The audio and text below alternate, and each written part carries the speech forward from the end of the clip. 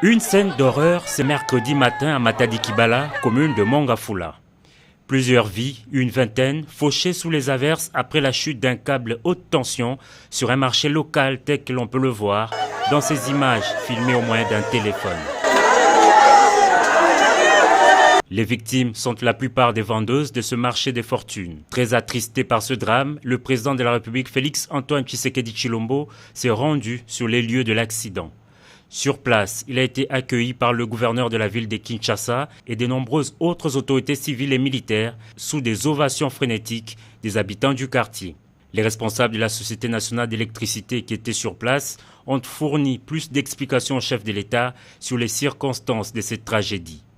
D'après la SNEL, un coup de foudre a sectionné un conducteur de phase sous tension, lequel est malheureusement tombé sur le marché de Matadi-Kibala, se situant dans la servitude des lignes de transport de SNEL. Pour confronter les sources, le chef de l'État s'est également entretenu avec une vendeuse de ce marché et un chef coutumier du coin. Ces lieux, traversés par des câbles haute tension, ne devraient pas être occupés, a conseillé le président de la République.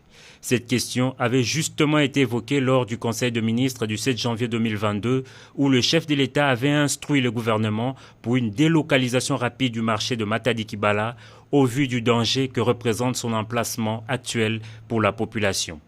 S'agissant des victimes acheminées à la mort de l'hôpital général de Kinshasa, le gouvernement de la République annonce la prise en charge totale des obsèques.